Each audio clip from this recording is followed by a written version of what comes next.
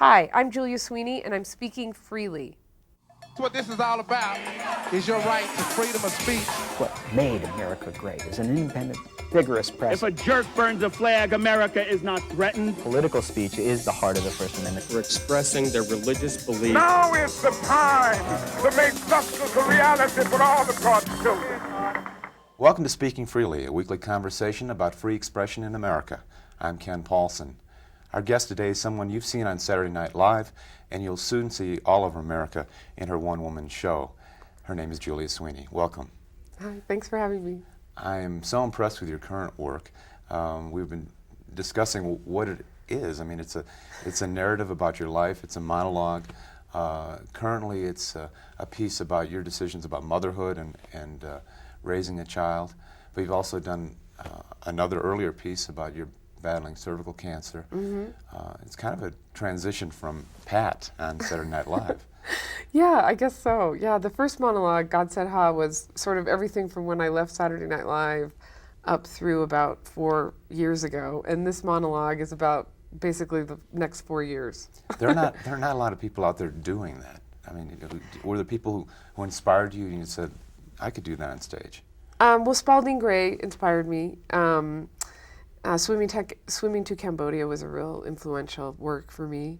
And I guess I started doing this sort of alternative stand-up thing in Los Angeles where people just kind of were more storytelling oriented, less joke oriented. And I just started doing it and getting involved with that, and then watching other people like Margaret Cho and Kathy Griffin and Janine Garofalo, who are stand-ups, but they kind of verge more into the storytelling area, kind of made me see how I could fit in that universe, sort of. Fascinating career path, driven by professional and personal concerns. I was struck by an interview you did with the New York Times at one point where you said, you really didn't intend to be a performer, but you kept hearing this voice that said you needed to be. What is that about? Well, I was a schizophrenic. I see. And, no. I was an accountant when I first moved to Los Angeles at Columbia Pictures, and I would drive to work every day, and I felt like I had this little secret voice in me that said I wanted to be a performer, but I was too embarrassed to admit it. And I just thought I wasn't like that. I wasn't like those people. I wasn't like the type of women that I thought were like that. I didn't think I was pretty enough or young enough. I was too late. But that voice just kept at me, and then finally I just started taking classes at the Groundling Theater, and that's when everything changed. And you were part of the Groundlings for how long? Well, I got on Saturday Night Live in 1989, so only a couple of years, like 1986 to 1989, on the main stage. I still am associated with them and perform there. I'm going to do another show there soon, and I do improv there sometimes. So That's pretty much a classic American story. Accountant, a couple years hanging out with a improv group, and then Saturday Night Live. How did you do that so quickly? It didn't seem very quick. It seemed like a long time, but, well, I don't know. I guess I just started taking the classes. I was lucky enough to be in the right place at the right time, I think. How did Saturday Night Live find you? Well, they've cast out of the Groundlings quite a bit. Lorraine Newman and John Lovitz and Phil Hartman were the three that had been on before I got on. And then since I got on, there's a lot of Groundlings. Sherry O'Terry and Will Ferrell, a ton of Groundlings. Anna Gasteyer have all been on. So it's been a traditional place for them to look. So I'm sure a lot of people are curious when you join something like Saturday Night Live, where all the existing cast members have a persona, and then you have to have one. You have to find something you can hang your career on, and of course, in your case, I guess it's Pat. Well, I guess, yeah, on Saturday Night Live, they all say that, you have to have a breakout character to get any real recognition. And I remember Phil Hartman would always agonize over the fact that he wasn't identified with a certain character, like, Mike Myers was, or Dana Carvey. But, it was always, we would commiserate, and I'd always say to him, but it's because you're so good. I mean, he's so subtle, and he's not hanging everything on one big, broad character. But anyway, in my case, for good or bad, I made this character, Pat, popular, so. Where did Pat come from? Well, it started at the Groundlings. There was a person that I'd worked with when I was an accountant who was similar to Pat, but he was a guy, but he stood too close to you, and he drooled, and he wouldn't ask you to lunch, and if you couldn't go today, could you go tomorrow or the next day or the next day? Like, you couldn't escape this person. And I wanted to imitate him, but I couldn't really pass off completely a gender change. So I thought, well, maybe I'll just make a joke in it that you don't know. And then that became the big joke. And then I sort of ended up evolving the character into a mixture of man and woman. So, In the long run, was that a blessing or a curse that became the single most identifiable character for you? I think it's a blessing, but it's a close call. I'd say. Like, I think of other actresses that have been on Saturday Night Live who've done a much greater body of work, who are really more talented at it than I am, and aren't as well known. And then because I did this one character, you know what I mean? I'm always associated with that. So I get everything that's good and bad with being associated with it. People know me more readily, but then they pigeonhole me more quickly as well. So. Well, at one point, there's interest in a movie deal, and actually a movie is made eventually. Yeah. And I guess there's a question of how long America has a love affair with a character, Right. is one way to put it. The movie is made just after you've left Saturday Night Live, or somewhere in that Right window? before I Right left. before you left. And it's called It's Pat, Mm-hmm. continuing the story about whether Pat was male or female. Interesting, I went back and looked at some clips, and about 3 months before it's released, you're saying, you know, this is offbeat, and I just hope America has the patience to go see it. It's something they have to see to get, you know, and I guess the audience never gave you the benefit of the doubt with that film. Well, I mean, I have two different ways of looking at it. You know, like the defensive side of me says I was at the wrong place at the wrong time. Just when everyone was getting sick of Saturday Night Live characters, getting movie deals was right when Pat opened. It wasn't produced by Lorne Michaels, so I didn't have the protection of him. It was kind of spearheaded by Michael Eisner at Disney, and there was a big falling out at that. I mean, it was like a lot of things. So that's the defensive side of me. The more objective side of me says it didn't really work. Like it really wasn't enough for a whole movie, and it didn't hold together ultimately. You know, like so it was fair that it failed the way it did. And that failure, unfortunately, I mean, tragically came at a time when a lot of other negative things were happening in your life. Yeah, well, actually, the same weekend that the movie opened in Seattle to universally horrifying reviews that continually kept being faxed into my hotel room, was the same weekend I found out my brother had been diagnosed with lymphoma, stage 4, and didn't have any insurance, and he was in Rochester, New York, and it was in a way, finding out that my brother was that sick in the same moment that the movie was failing so publicly really was a help, creepily enough, because it made you realize how unimportant a movie opening was immediately, and that my concern was really mostly for him. And then I stopped everything and canceled everything and only took care of him and avoided all the rest of the press on the Pat movie. But yeah, it was sort of like everything came down. The house all came down in one weekend, really. And then your parents moved in with you, is that right? Yeah. Well, to help take care of my brother Mike for about 9 months. And then came news of your own illness. Yes, so then they had 2 kids with cancer in the house. So, yeah. Yeah, that was a difficult time. I'm sorry to laugh. It's just so horrible. I can't believe we lived through it. I mean, it ended up, you know, in retrospect, being a really poignant, beautiful time because, you know, it was my last time I got to spend with my brother. And my parents, in retrospect, of it only being 8 years ago, seem so young to me even now when I imagine them there. But yeah, it was pretty intense. Stressful time too. What's most impressive is out of that horrible time in your life comes God said, and which is a powerful work. How did you pull that together? How did you take this horrible experience and turn it into this meaningful work? Well, Kathy Griffin actually had encouraged me to start doing this thing called the Uncabaret on Sunday nights, which is that alternative comedy thing where you have, the rules are you can't have said it on stage before ever. Can't have any punchlines in it, and it has to be absolutely true. Those are the rules, and people don't always follow it, but that's the rules. And so every Sunday night I would kind of go and be part of this group, and I would sort of report what was happening in my life, which was that my brother had cancer and my parents were living with me and I was going out of my mind. And my parents didn't know really where I was going. They just thought I was seeing friends on Sunday night. And my brother Mike, I'd always tell him the next day what I said on stage, and he would laugh and stuff. And then I just sort of ended up having a following of people who really cared about what was happening with the story. And so when it was all over, I just got up at the Groundling Theater and did like an hour of it. as an audition, really, to try to get on a sitcom, like sort of as a showcase. And I remember at the end of it, people came up to me and said, don't go try to get on a sitcom. This is what you should be doing. This isn't an audition. This is it, you know? And then that changed my whole focus, and I started performing it. What did you find connected with audiences from that experience? What worked in a stage setting? Well, I think even if you haven't experienced cancer, everyone, you know, for the most part has parents that they're dealing with, and sort of being in a gender generation gap in their 30s dealing with their parents, and maybe more provincial parents from a smaller town, and the frustrations and the wonderful things and the funny things that come out of that. So I think a lot of people related to that part of it. And the critics were very positive. This was not a repeat of It's Pat. You had No, tremendous it was warm very response. It wasn't, yeah, it was very positive. You took it to New York. Uh-huh. That was your first time on Broadway? Yeah, it was really intense. It was really, I would have to really think twice before I'd go on Broadway again. Why would that be? Because, you know, you're in a 700-seat house that you have to fill 8 times a week. The show was an hour and 45 minutes, so, you know, I was just exhausted from performing it. And there was something about doing it so much. In LA and San Francisco, I was just doing like 5 or 6 shows a week, and something about jumping to 8 shows a week really took a little of the fun out of it.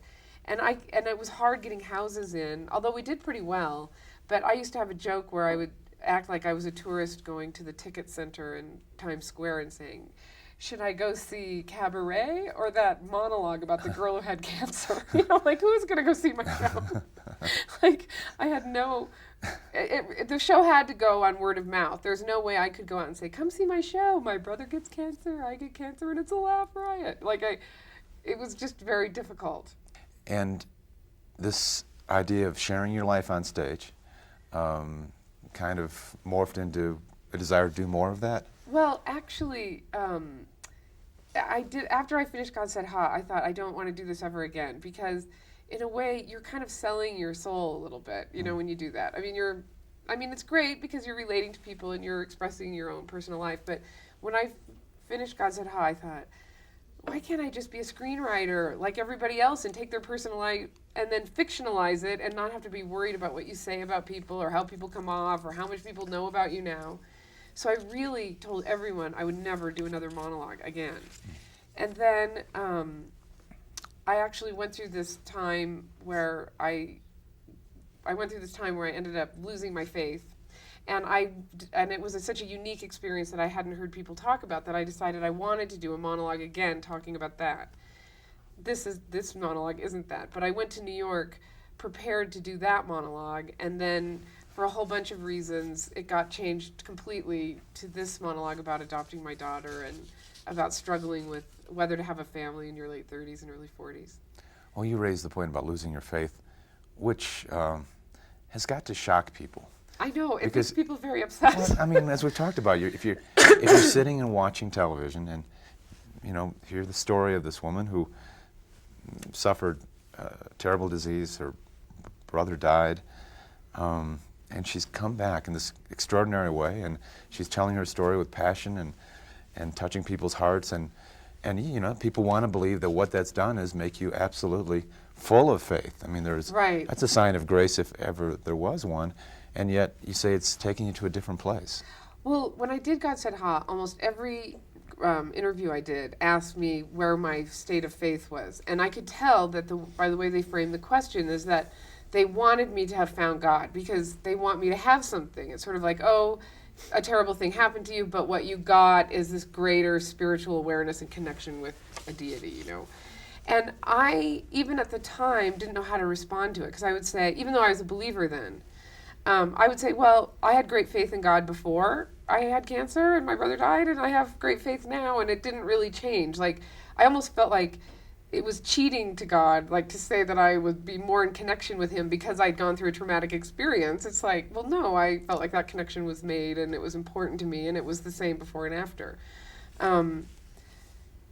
But yeah, then later I went through another time where I totally lost my faith in God, and it was a beautiful, I think, deeply spiritual experience for me, but I think it's incongruous for a lot of people that I would have gone through that other experience and then have this experience. Like, they don't want that for me. They want me to believe. Right. And so, like, I've even gone, I remember I went to a therapist once, and I kind of said, oh, I've gone through this big year, and I've lost my faith, but I think it's the greatest thing, I think, but I can't stop thinking about it. And he said, oh, you believe in God. He just said that. And I go, really? And he goes, yeah. and then in retrospect, I feel angry about that. Like, I really didn't. And it wasn't a bad thing. In fact, it was a real adult-making, eye-opening experience. So, but I can feel how much people don't want to hear that. And recently you went to the Freedom from Religion Foundation convention, an event that also drew the gentleman who challenged the Pledge of Allegiance in California. This is a very distinct audience for that message and for that performance. I'm sure they received it well. Yes. Well, I mean, that's a very specialized audience. Well, which brings me to my next question. You're an entertainer. Yeah. You're raising a daughter. You need a career. I know. And I would think a monologue about not believing in God would be like the least commercial thing anyone could possibly do. Yes. Right? I think so. I know. Part of me thinks, save your money, save every penny. Because, well, I mean, I have other projects and other ways to earn money. And I hope that, I don't think I'm such a well-known person that it'll be like some big sensational, horrible thing. But I am writing a book about it, and I do intend to do a monologue about it, and because I have some celebrity about me, a limited amount, but some, it's going to get more attention than someone else maybe. So that will naturally make me be more of a spokesperson for that point of view. And, I've already had people write to my website and stuff and say how I'm going to hell, and I don't know. I feel compelled to do it. Like, I can't stop it. It's like a born again Christian who finds Jesus. That's how I feel about not finding Jesus. And I feel so overwhelmed with happiness about it that I want to run and tell people about it. I have this terrible feeling lightning's going to strike the set at any second here. You know what, though? It won't. Thank you for that reassurance. And it illustrates an important point. You say you've gotten hate mail and anger and people saying you're going to hell. But the whole thing about freedom of religion in America, people sort of say, well, that means you can be a Methodist, you can be a Presbyterian, right. You can be a Catholic. But it can also means you don't have to believe. And a lot of people don't get that. Yeah. In fact, Thomas Friedman, who writes the New York Times, who I like a lot, he was writing saying, Bush has to keep emphasizing that we are a nation, a multi-religious nation. We have Muslims and Christians and Hindus and Buddhists and everything.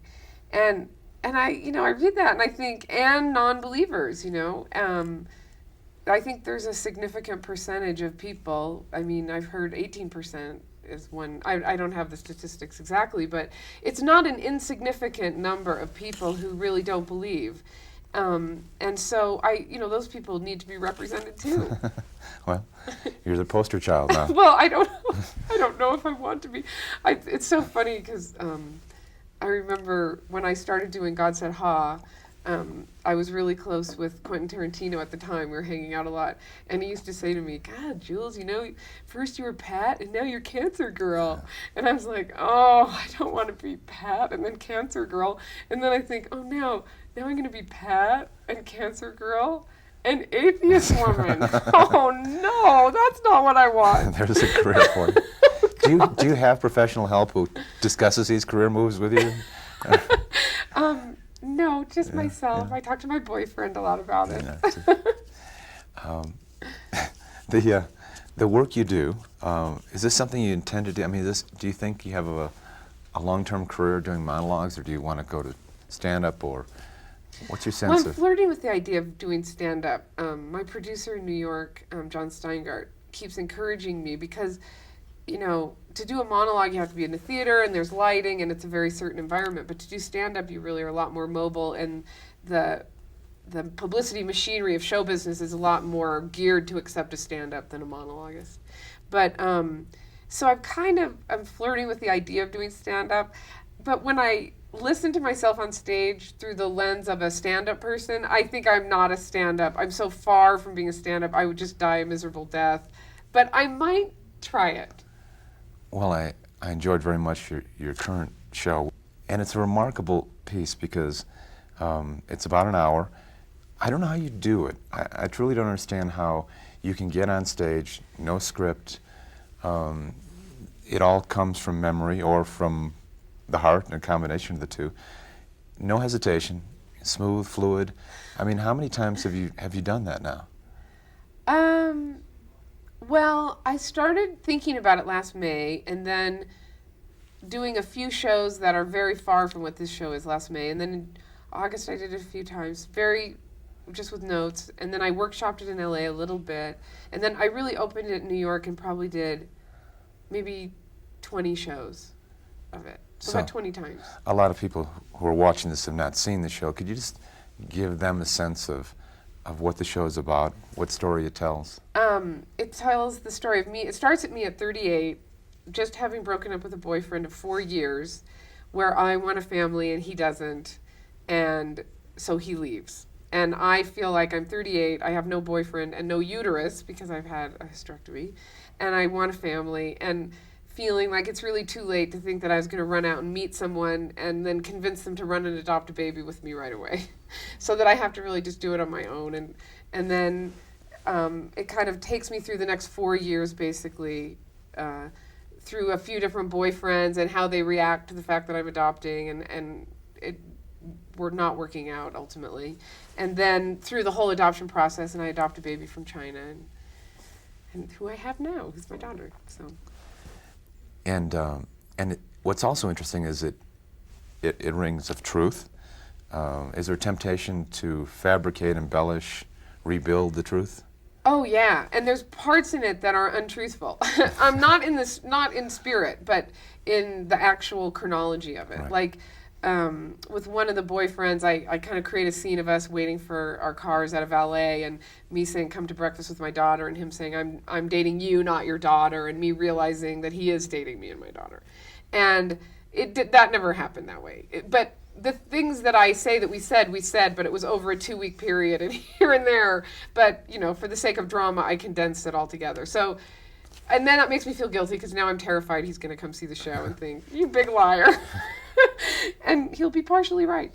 But yeah, it's like you're taking real life, but then you have to make it dramatic, and you have to make acts, and things have to happen quickly and dramatically. So you do have to kind of pick and choose. And yet, you do not go for the easy laugh. I mean, people who come to see this show, it's heartwarming and it touches you, but it's not like a punchline every other sentence. It is. No. I prefer much more I would much rather have a great laugh after 30 minutes of people really understanding all the nuances of different points of view than to try to just get laughs immediately. I mean, I'm not trying to put down people who can do that, because I think that's incredible talent and it's really great. But to me, the bigger picture is the more important picture. Which is telling this compelling story. Telling the story, not so much the laughs along the way. Although, people don't want, they want to laugh, the people. Well, you have some great observations about the challenges facing women, in that part of your life it's all about not getting pregnant, and then right. Another part of your life is desperately wanting right. to. I actually read a great line yesterday in something. They said, if the 60s was all about having sex without babies, the 90s was all about having babies without sex, which I thought is a really good line. Have you talked to audience members after they've seen this show? Yeah. What kind of response do you get? Well, mostly women in their 30s and 40s really respond to it. Like, I really have a lot of women, and also a lot of the gay community is a big follower too, I think, because they're also making those choices about how to have a family, and they don't have all the right combinations of equipment either. So I think they can relate. But mostly I get women. And it's really funny. My aunt came to New York last week and watched 3 shows in a row. And she said she kept watching the audience. And when women came in their 20s, you could see their eyes moving around. And they couldn't, I just seemed like this much older person dealing with things so far away. But she said, man, when you saw the women, once they got to be like 35, they were locked in. Because it is, our culture gives us so much opportunity, encourages women to build their own life and have their own career and be their own person, and that doesn't happen quickly. You don't do that when you're 25. For most people, it takes till you're almost 40 to really do that. And Right.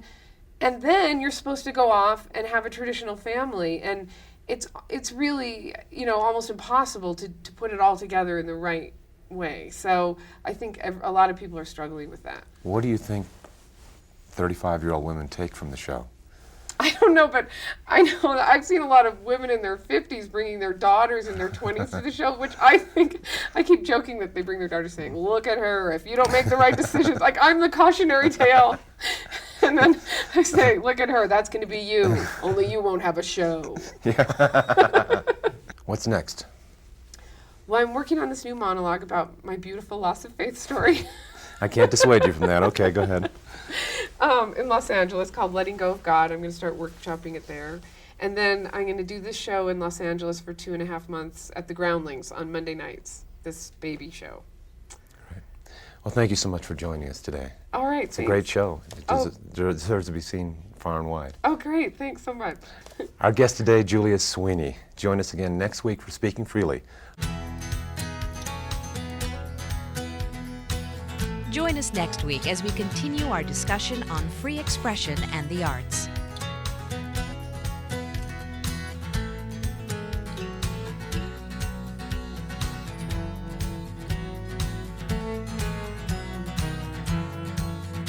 For more information about Speaking Freely, visit our website at www.speakingfreely.org.